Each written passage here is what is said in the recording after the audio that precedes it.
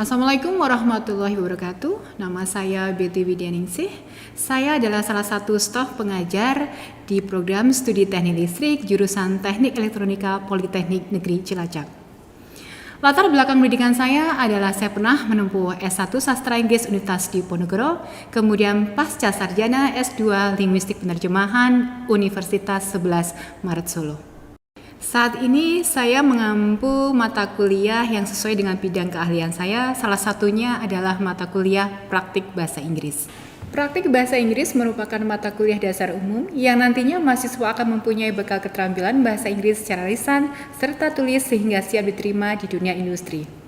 Dan mata kuliah ini pastinya sesuai dengan profil lulusan teknik listrik, yaitu teknisi yang mempunyai keterampilan atau kemampuan berbahasa asing yang baik. Mata kuliah praktek bahasa Inggris ini diberikan pada semester 1 dalam 16 pertemuan dengan beban 1 SKS. Mata kuliah ini mencakup beberapa materi seperti exchanging personal information, describing things, people, and picture in English, telling daily routine, giving and asking opinion, agreement, suggestion, telephoning, telling past events and future plans, job interview, career in engineering, describing and explaining electrical equipments, explaining procedures, talking about specification, describing a process or sequence. Capaian pembelajaran yang diharapkan ketika mahasiswa menempuh mata kuliah ini diantaranya mampu memperkenalkan diri dan bertukar informasi pribadi, exchanging personal information dengan bahasa Inggris menggunakan formal language. Mahasiswa mampu memberikan giving pendapat dan meminta pendapat asking opinion dengan menggunakan bahasa Inggris. Mahasiswa mampu melakukan wawancara kerja, job interview, menggunakan bahasa Inggris. Mahasiswa mampu mendeskripsikan dan menjelaskan profil pekerjaan di bidang keteknikan. Mahasiswa mampu mendeskripsikan dan menjelaskan alat, prosedur alat, spesifikasi atau rincian alat yang digunakan dalam bidang kelistrikan beserta fungsinya. Serta mahasiswa mampu menjelaskan proses alat atau mesin bekerja. Sistem pembelajaran yang saya gunakan untuk mata kuliah ini yaitu 1. Pembelajaran secara daring sinkron melalui Zoom meeting secara terjadwal maupun menggunakan Google Classroom. Kemudian yang kedua, pembelajaran secara luring dengan kuliah tatap muka di kelas dan tetap mematuhi protokol kesehatan. Metode pembelajaran yang saya gunakan untuk mata kuliah ini adalah ceramah, tes lisan, diskusi, dan tanya jawab.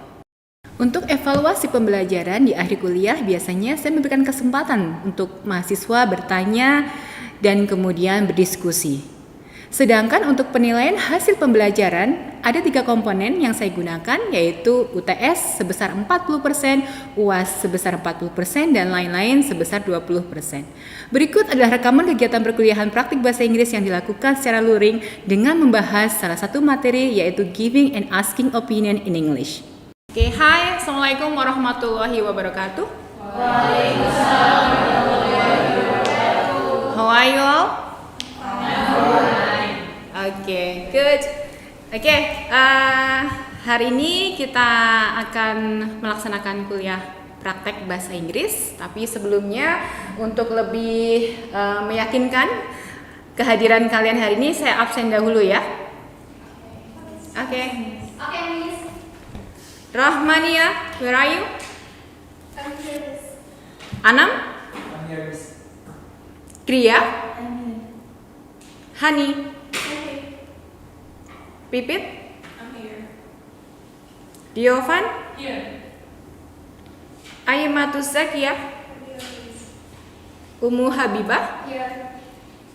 Priyasmara Suci Imani? Here.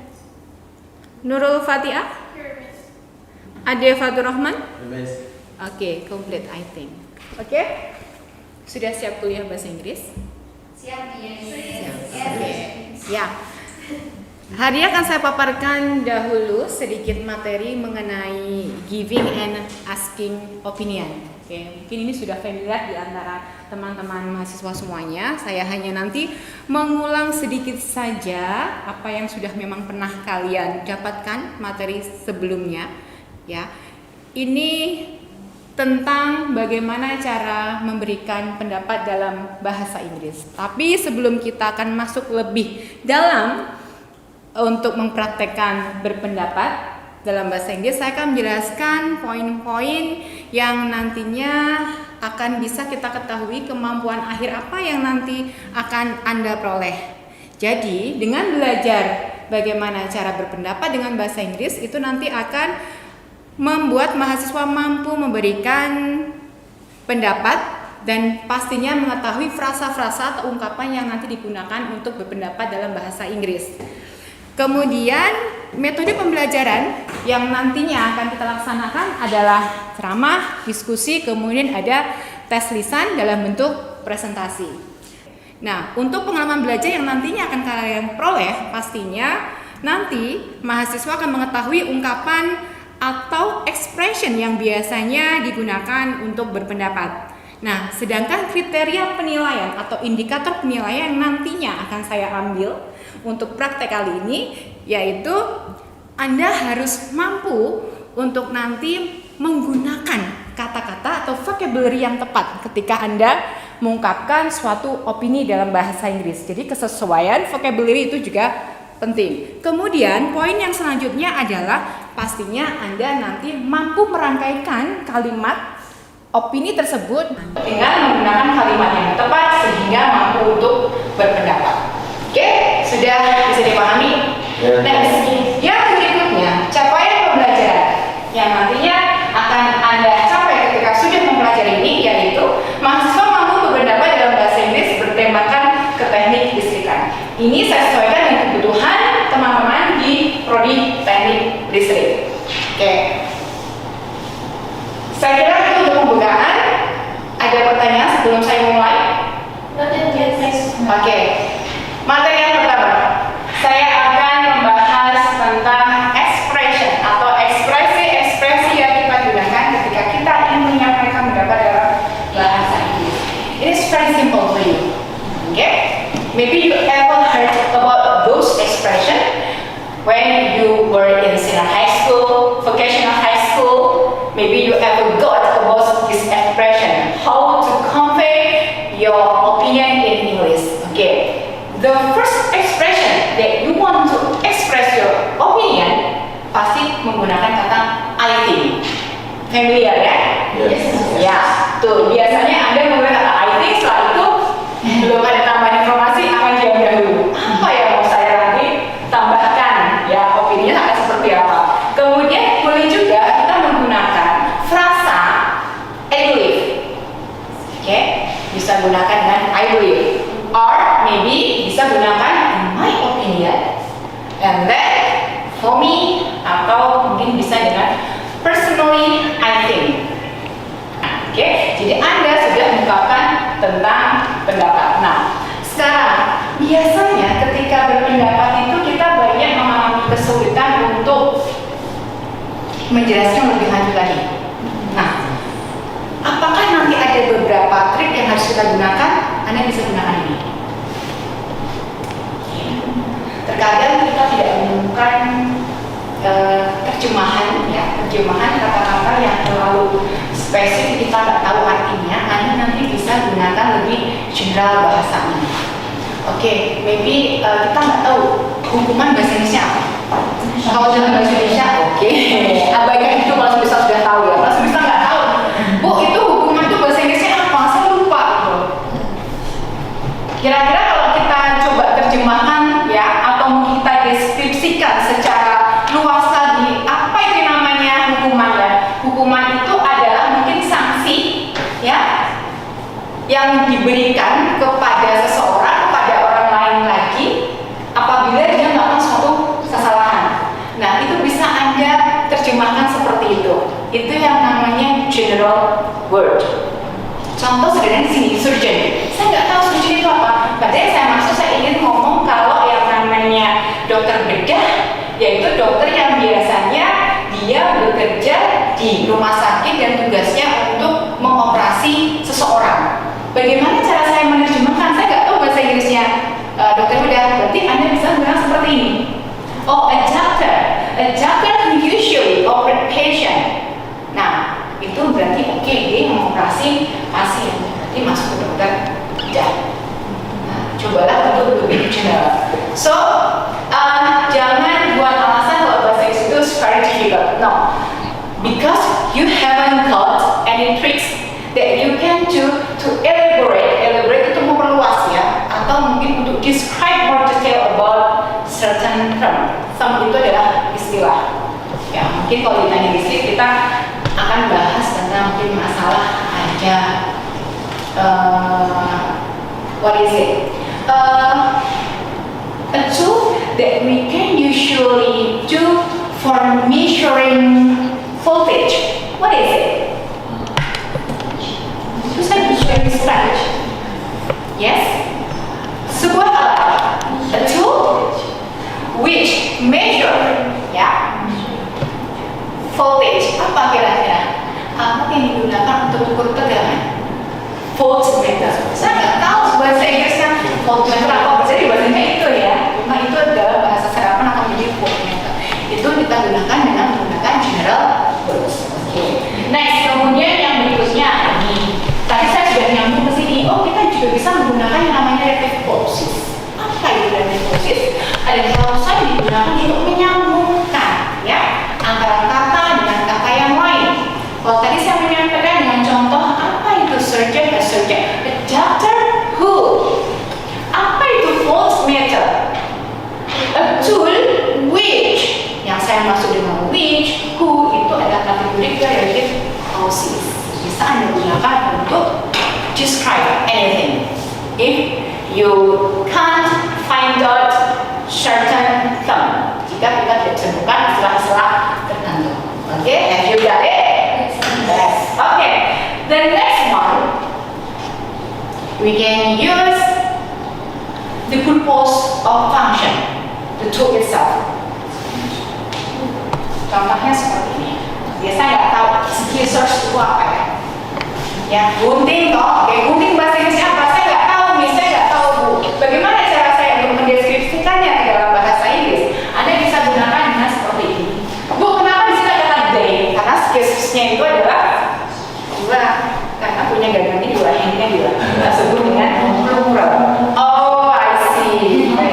Yeah. So, if you want to make sentence to describe it, you can use the sentence like this.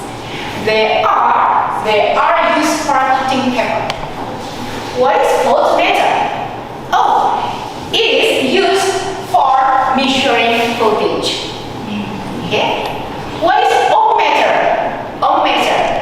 Oh, a tool, or it is used for measuring resistance. Thank you very much. That's it. Okay. Next, we have synonym, ya, persamaan kata. Anda bisa gunakan ini, atau mungkin bisa dengan menggunakan antonym, atau juga bisa menggunakan approximation. Apa itu maksudnya approximation? Approximation adalah perkiraan. Oke, kita tahu ya. Kalau bahasa Inggris juga sama. Bungalow itu adalah sebuah rumah ya, yang bisa digunakan untuk menginap. Ya, itu. Saya nggak tahu bahasa Inggrisnya nanti apa. Anda bisa gunakan yang seperti ini.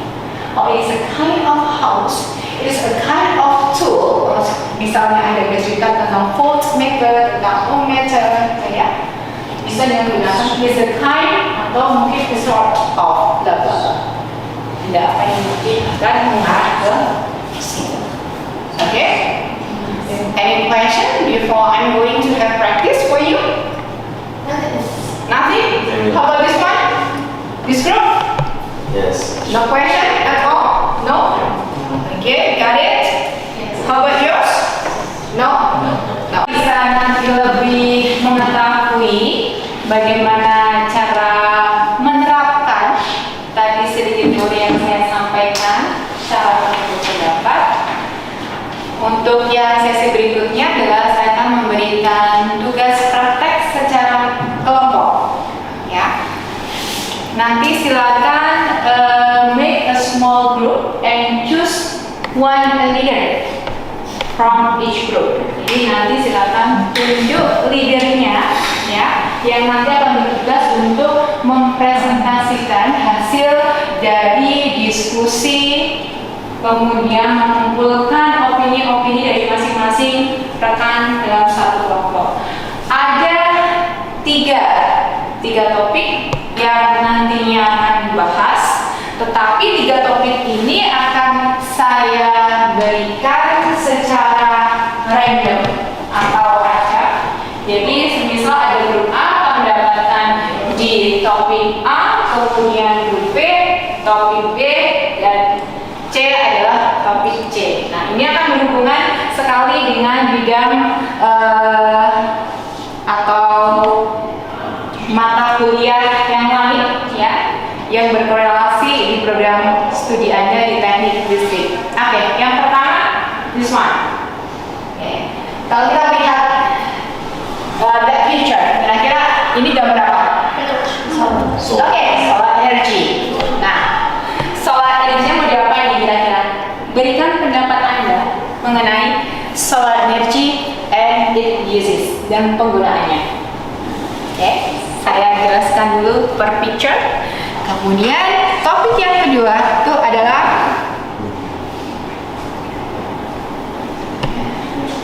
kita semua punya ini. Ada gambar handphone dan gambar laptop. Tapi kok di komennya atau mungkin di kalimat atasnya kok kayak tidak nyambung ya? Nyambung ternyata. The importance of electricity in our lives. Ya, kira-kira ini penting nggak sih yang namanya listrik itu yang kita gunakan dalam kehidupan sehari-hari? Berpengaruh ke penggunaannya. Ya, berikan pendapat tentang itu. Kemudian topik yang ketiga adalah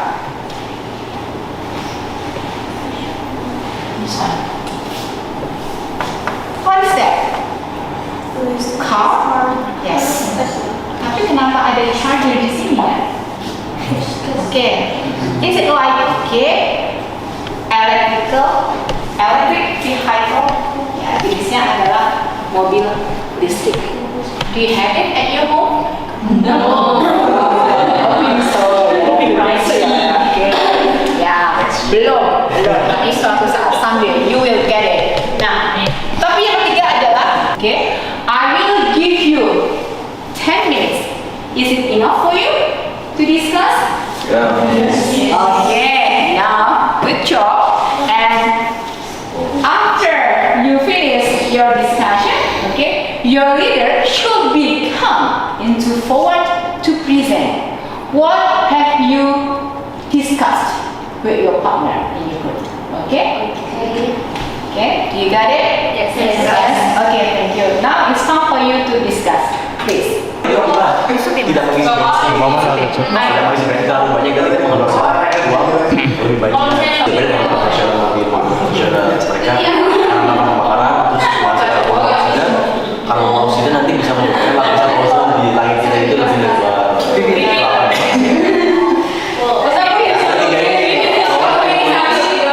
Due to efficient electricity. Nah, perawatannya lebih karena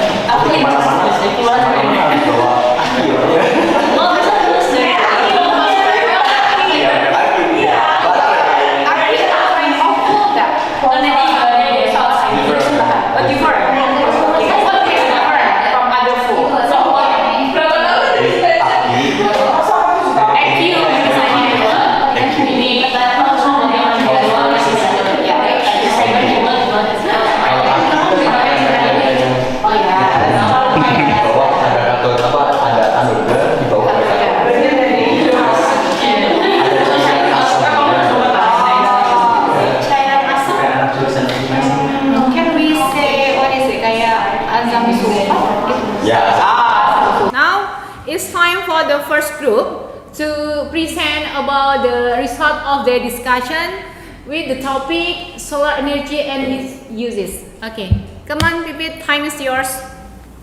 Oke, assalamualaikum warahmatullahi wabarakatuh. Good morning, beautiful people. Morning. Let me introduce myself. My name is Pipit. Just call me Pipit. In this occasion, I would like to present you the result of the discussion of our group about solar energy and its uses. Have you ever heard of solar energy? Yes. Solar energy is the natural source of energy from solar power, absorbed from the sun through solar panels. Energy from the sun can be categorized in two ways, in the form of heat and light. We use the solar energy every day in many different ways. When hang laundry outside to dry in the sun, we are using the solar heat to dry our clothes. Plants make their food in the presence of sunlight. Animals and humans get food from plants. Fossil fuels are actually solar energy stored millions and millions of years ago. There's actually a variety of products that use solar energy. These products are called solar devices or appliances or solar thermal collectors. Solar thermal technologies use the solar heat energy to heat water or air for applications such as space heating, pool heating, water heating for homes and businesses. Now let us look at the applications of solar energy in different sectors. The application. Use of solar energy for homes has a number of advantages. The solar energy is used in residential homes for heating the water with the help of solar heater. The photovoltaic cell installed on the roof of the house collects the solar energy and is used. Good morning, everyone. Morning. How are you today? Fine. Great. How about Great. you? Oh, as you can see, I'm fine. I'm really fine today. But I think you get nervous, yes? Yes. A little bit, okay. Okay. Today I will present about the importance of electricity in our life. Okay. Electricity in our life. What do you think if we live without electricity? Maybe I can't think anymore. I think real life look like in old time. Megalithikum, maybe it's like that. Okay. The importance of electricity in our lives, very very important. As you know, we also use this appliance like cell phone, laptop, yes, like that. And we are surrounded by technology and modern equipment. Yes, that's right. Everyday life chores incomplete without machines. Products in our homes that use electricity to work. Yeah, like television, as dishwasher. Maybe in your home it's not available. Yes. It's also available in another country like that. These products cannot work and hence daily life chores cannot be accomplished. Besides, we can see from another side. First, home appliances. Yes, today everyday products appliances like TV, fridge, iron, electric bulb. Did you know electric bulb?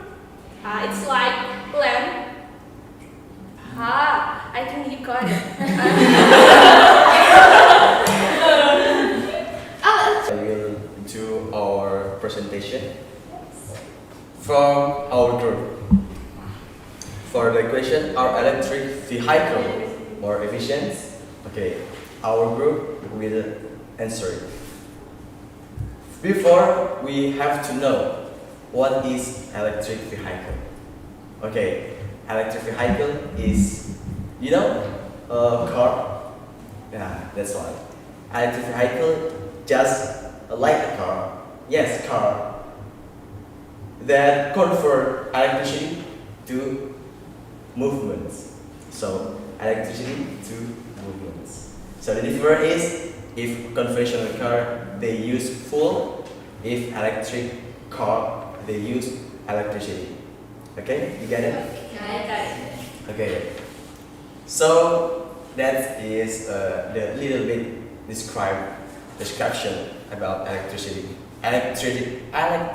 vehicle. So we will go to the efficiently. Oke, tadi sudah disampaikan oleh masing-masing kelompok mengenai topik-topik yang sudah tadi dipilihkan. Sekarang mungkin ada pertanyaan dari kelompok yang lain. Oke, silakan tunjukkan kepada kelompok siapa? This group. Oke, come on, please. Is our community ready to use solar energy? Okay, thank you very much for your questions. I think the society is not ready to use solar energy because we have two reasons. The first one is government has not socialized about solar energy to our community because we don't know what is solar energy. Because I think every work and professions requires a specialization, and with specialization requires a specification. It is better to acquire specialization rather than general knowledge, because then we can further understand what the issue is. It's the same like solar energy.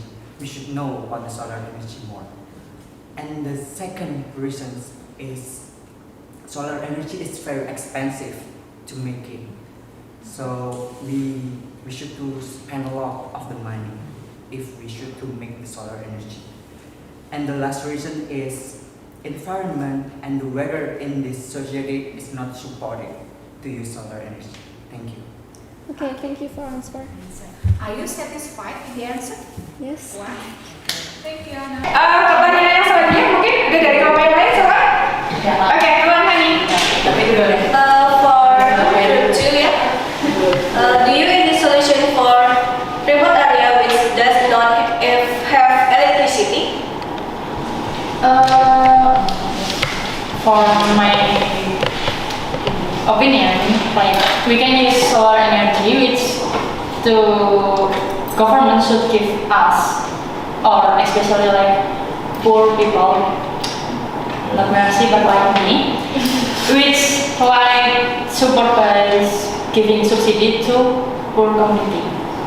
Yes. Okay, thanks for answer. Thank you.